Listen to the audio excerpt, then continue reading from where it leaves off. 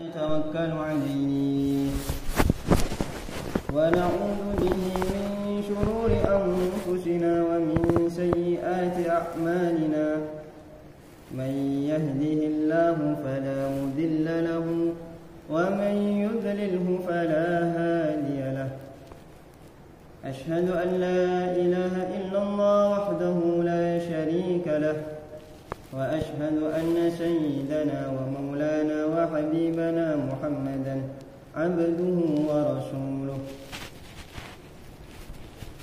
اللهم صل على سيدنا محمد وأولك والخاتم لما سبق الناصر الحق بالحق الهادي إلى صراطك المستقيم وعلى آله وصحبه حق قدره ومقداره العظيم أما بعد وقد قال الله تعالى في كتابه الكريم والذين جاهدوا فينا لنهدينهم سبلنا وإن الله لمع المحسنين قال النبي صلى الله عليه وسلم بلغوا عني ولو آية. Hadirin jamaah salat maghrib yang sama-sama dimuliakan oleh Allah Subhanahu wa taala. Pertama yang harus kita lakukan tidak lain yaitu harus bersyukur kepada Allah Subhanahu wa taala. Karena Allah Subhanahu wa taala masih memilih kita, masih memberikan kesempatan kepada kita untuk beribadah kepadanya, untuk menghamba kepada Allah Subhanahu wa taala. Yang mana berapa banyak orang yang berada di kampung ini, berpuluh-puluh orang yang ada di kampung ini yang Allah pilih untuk bisa sholat berjamaah di masjid. Di masjid ini hanya segelintir orang saja. Maka ini harus kita betul-betul syukuri. Tanda syukur kita harus istiqomah. Insyaallah. Insyaallah. Kemudian kita harus bersyukur kepada Allah Subhanahu wa taala karena masih banyak lagi nikmat-nikmat yang masih Allah berikan kepada kita. Yang mana kebanyakan manusia tidak menggunakan nikmat ini. Ada dua nikmat kata Nabi. Ada dua nikmat yang kebanyakan manusia menyia-nyiakan dua nikmat ini. Ini bersabda nikmatani maghbunun katsirun minan nas as-sihhatu wal farah. Nabi sallallahu alaihi wasallam bersabda ada dua nikmat yang mana kebanyakan manusia tidak menggunakan nikmat ini secara sempurna, yaitu adalah nikmat kesehatan dan waktu longgar. Maka nikmat kesehatan yang Masya Allah berikan kepada kita, nikmat kelonggaran waktu kita bisa isi untuk menghamba kepada Allah Subhanahu wa taala, beribadah, beramal kepada Allah Subhanahu wa taala. Karena di antara ciri khas orang yang mempunyai derajat di sisi Allah itulah adalah orang yang sedang mengamalkan kebaikan. Dalam kitab Hikam Syekh Ibnu Athaillah As-Sakandari beliau mengatakan, "Idza aradta an ta'rifa qadraka 'indah fanzur fi ma tawqim." Kalau kita ingin mengetahui derajat kita di sisi Allah, maka kita lihat Allah gerakkan apa kita. Kalau kita digerakkan oleh Allah untuk lalai, maka kita harus hati-hati, harus muhasabah diri. Jangan-jangan naudzubillah sama naudzubillah takdir kita nanti bukan di surga. Karena namanya manusia tidak ada yang tahu akhirnya bagaimana. Kita sama-sama berdoa kepada Allah Subhanahu wa taala supaya kita dipilih oleh Allah Subhanahu wa taala menjadi orang yang menghamba kepada Allah sampai akhir hayat kita. Kemudian hadirin yang dimuliakan Allah Subhanahu wa taala, setelah kita bersyukur kepada Allah Subhanahu wa taala, yang mana syukur kita itu kita harus syukuri lagi. Kita bersyukur kepada Allah itu adalah suatu nikmat. Kita bisa bersyukur kepada Allah itu adalah suatu nikmat. Karena hakikatnya manusia ini tidak bisa melakukan apa-apa. Manusia ini hanyalah boneka yang diatur dengan benang-benang qudratullah.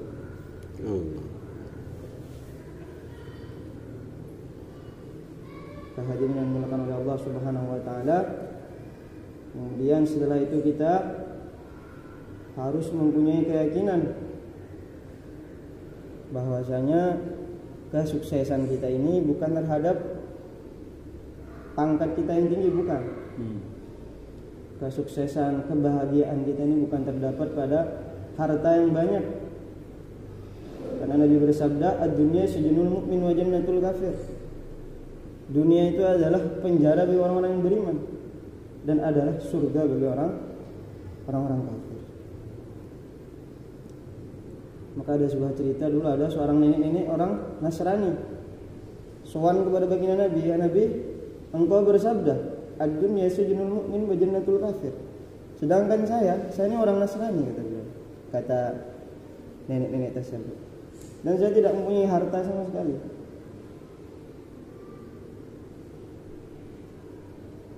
Nenek tersebut sowan kepada Sayyidina Hasan, bukan kepada Nabi, salah ya. Sowan kepada Sayyidina Hasan karena ketika itu Sayyidina Hasan adalah orang yang tampan, kemudian istrinya beliau ganti-ganti terus. Beliau banyak istri, banyak beliau memiliki istri sehingga keturunan beliau sangat banyak. Sowan, akhirnya Sayyidina Hasan bilang kepada nenek tersebut, jadi kesusahan yang kamu hadapi di dunia ini, tidak bisa makan, itu adalah sebuah nikmat yang besar dibandingkan neraka kamu nanti di akhirat sana. Jadi kamu masih bisa hidup, itu adalah sebuah nikmat yang besar. Tidak merasakan panasnya api nanti di neraka sana. Sedangkan orang beriman, walaupun kelihatannya bernikmat, memiliki nikmat, memiliki kebahagiaan yang sedikit, itu adalah sebuah kesengsaraan bagi dia, karena dibandingkan nikmat yang begitu besar di surga sana itu tidak ada bandingannya. Yang mana surga itu dikatakan mala ainun ra'at wala udhunun sami'at wala khatara ala qalbi bashar. Surga itu tidak pernah terlihat oleh pandangan mata, tidak pernah terlintas dalam hati kita, dan tidak pernah terdengar oleh telinga kita. Banyak sekali nikmat-nikmat surga yang tidak ada bandingannya dengan kenikmatan di dunia ini. Kita sadar.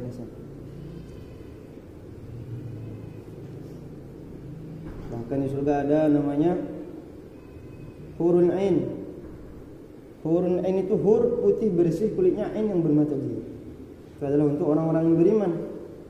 Maka kita harus bersyukur lagi kepada Allah Subhanahu wa taala, masih dipilih Allah menjadi orang yang beriman. Kemudian kembali lagi keyakinan kita. Jadi masalah keyakinan kita bahwasanya kebahagiaan itu bukan terhadap harta, kebahagiaan yang hakiki itu bukan terdapat dalam pangkat yang tinggi. Kenapa begitu? Karena seandainya kebahagiaan, kesuksesan manusia itu terdapat kepada harta, maka justru Qarun laknatullah alaih dialah yang paling sukses di dunia ini, dialah yang paling bahagia di dunia ini. Akan tapi tidak, para hadirin yang mulia, Allah berfirman dalam Al-Quran, Inna Qaruna kana min qawmi Musa fabagha alaihim wa atainahu minal kunuzi ma inna mafatihahu latanu'u bil usbati ulil quwwah إذ قال له قومه لا تفرح إن الله لا يحب الفرحين. Qarun ini adalah termasuk dari kaumnya Nabiullah Musa alaihi salatu wassalam. Diceritakan di dalam Al-Quran, hartanya itu, kunci-kunci gudang hartanya itu tidak kuat dibawa oleh 40 orang 40 orang kuat. Kan tapi karena dia tidak memiliki keyakinan bahwasanya kebahagiaan itu bukan terdapat dalam harta, keyakinannya salah. Dia menyangka bahwasanya harta adalah segala-galanya bagi dia. Akhirnya Allah Subhanahu wa taala tenggelamkan dia, terbenamkan dia ke dalam bumi. Allah. Fa khasafna bihi wa bidarihi al-ard. Tenggelamkan Qarun beserta harta-hartanya di dalam bumi. Makanya ada yang namanya harta Qarun, harta karun.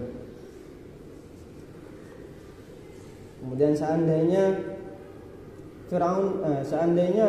kebahagiaan kesuksesan manusia itu terdapat dalam pangkat yang tinggi, justru Firaun laknatullah alaih dialah yang paling bahagia di dunia ini. Dialah yang paling sukses di dunia ini. Akan tapi bukan para hadirin. Allah berfirman dalam Al-Quran,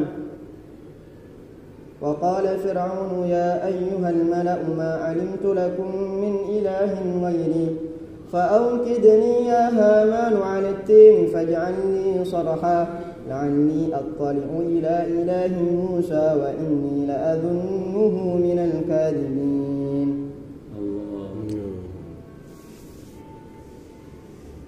Fir'aun merasa dirinya adalah orang yang paling sukses di dunia. Akhirnya dia merasa mengaku menjadi Tuhan. Karena dia telah memiliki segala-galanya. Memiliki istri terserah. Sekian banyak istrinya Firaun, memiliki pasukan yang begitu besar. Bala tentara, istana-istana yang megah. Sampai mengaku Tuhan.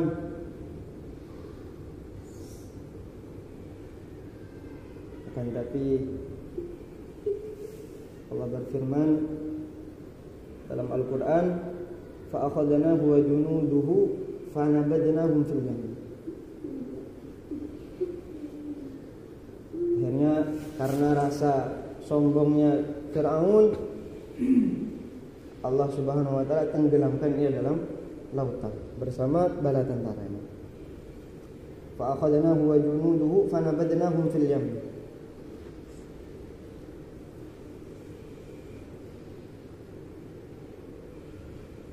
Kemudian hadirin jamaah salat Maghrib yang dimuliakan Allah Subhanahu wa taala. Allah takdirkan kita hidup di dunia ini bukan atas perencanaan hambanya, bukan atas perencanaan kita, akan tetapi murni anugerah Allah Subhanahu wa taala. Allah takdirkan kita di satu zaman yang mana Nabi bersabda, ma zadaz zamanu illa syiddah wa ma zadan nasu illa biflah.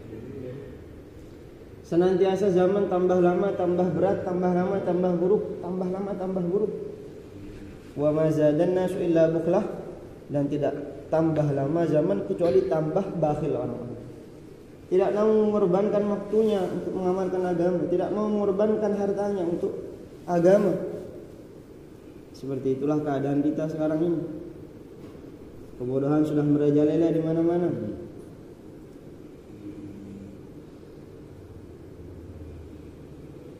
Maka tidak ada cara untuk kita bisa selamat di akhir zaman ini, di zaman sekarang ini, kecuali mengikuti apa yang disabdakan, apa yang dibawa oleh baginda Nabi Muhammad sallallahu alaihi wasallam dan sahabat-sahabat beliau.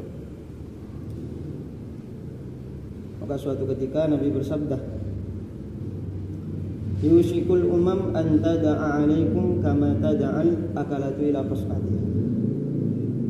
Nabi bersabda, sebentar lagi akan terjadi umat-umat ini akan mengeroyok umat Islam. Umat-umat ini akan mengepung umat Islam seperti orang-orang bagus yang mengepung satu makanan di satu piring yang kecil. Maka sahabat bertanya, min qillatin nahnu yawma idzin ya Rasulullah. Apakah karena jumlah kami ketika itu sedikit? Maka Rasulullah sallallahu alaihi wasallam menjawab, bal antum yawma idzin katsir. Justru jumlah kalian ketika itu banyak, jumlah kalian ketika itu sangat besar dan mayoritas. Kemudian Nabi melanjutkan sabda beliau, walakinnahum ghutha'un ka ghutha'is sayl. Akan tetapi keadaan kalian ketika itu seperti buih yang diombang-ambing oleh ombak, tidak memiliki kekuatan sama sekali, tidak memiliki kekuatan iman sama sekali, hingga diombang-ambing oleh zaman, hingga diombang-ambing oleh fitnah-fitnah dunia. Kemudian Nabi melanjutkan sabda beliau, wala yanzi'annallahu fi suduri aduwikum al-mahabata minkum. Allah Subhanahu wa taala akan mencabut kewibawaan umat ini. Allah akan cabut kewibawaan umat ini hingga orang-orang kafir berani menepak dada di hadapan umat Islam. Umat Islam dizalimi di mana-mana, umat Islam dizalimi secara terang-terangan, dibunuh secara sadis. Seperti itulah keadaan kita sekarang ini. Kemudian Nabi melanjutkan sabda beliau, wala yahzifannallahu fi qulubikumul wahna. Allah Subhanahu wa taala akan memberikan satu penyakit, akan mencampakkan satu penyakit kepada hati-hati kalian. Namanya penyakit wahnu. Maka para sahabat bertanya, "Wa mal wahnu ya Rasulullah?" Apa itu penyakit wahnu ya Rasulullah? Maka Rasulullah sallallahu alaihi wasallam menjawab, hubbud dunya wa karahiyatul maut. Cinta dunia dan takut mati. Bahasa lainnya, cinta materi tapi takut resiko.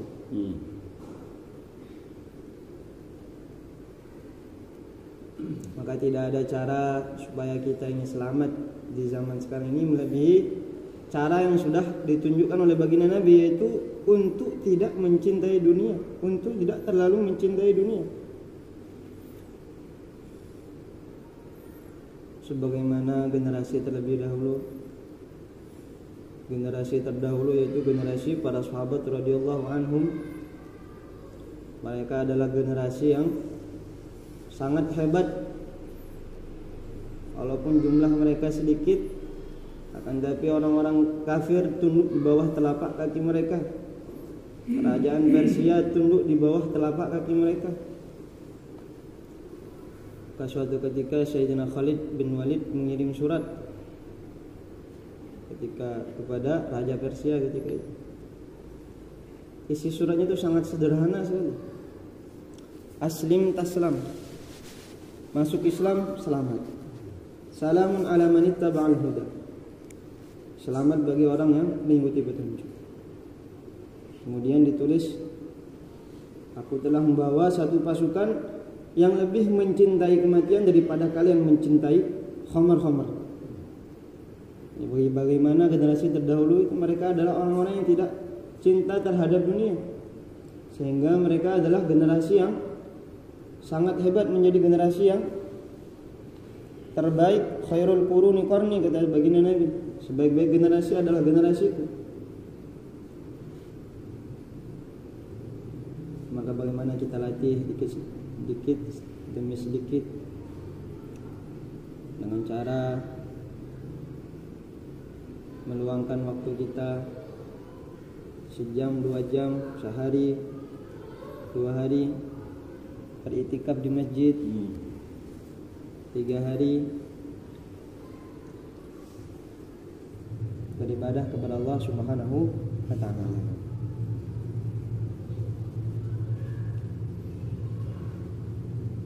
Dan di antara jaminan yang Allah berikan kepada umat ini adalah ada satu ibadah yang Allah akan menjamin orang yang mengerjakan ibadah tersebut dengan surga oleh Allah Subhanahu wa taala. Jaminan kepada kalian. Satu jaminan, annahu man hafadha 'alaihinna liwaqtihinna, barang siapa yang menjaga salat 5 waktu pada waktunya, adkhaltuhul jannata fi ahdi. Aku akan memasukkan kalian ke dalam surga dengan jaminanku. Maka bagaimana kita senantiasa pentingkan yang namanya salat 5 waktu. Karena dengan salat otomatis kita akan dibimbing oleh Allah Subhanahu wa taala. Tentunya dengan sholat yang benar yang dicontohkan oleh Nabi Shallallahu alaihi wasallam, mengikuti prosedur para ulama radhiyallahu rahmatullah.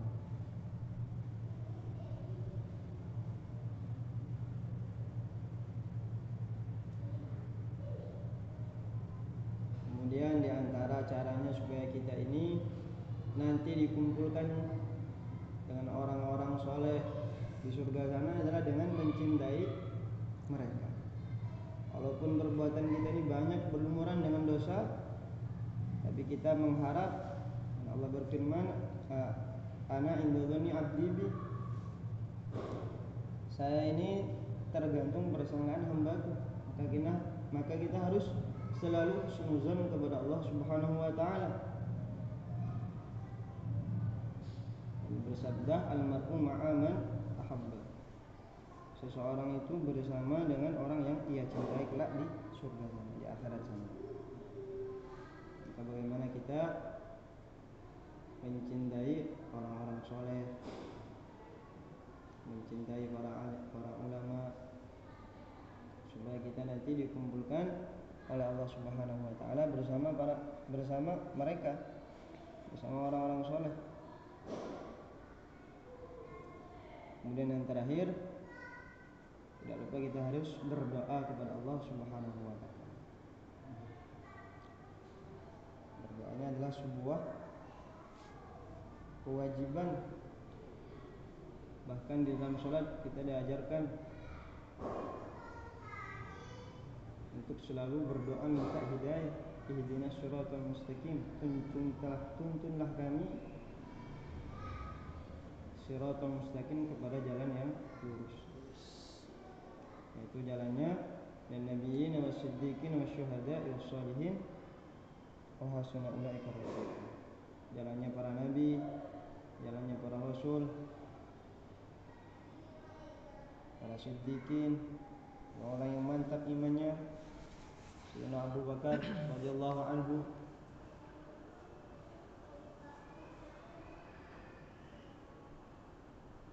Insyaallah aja nih. Insyaallah.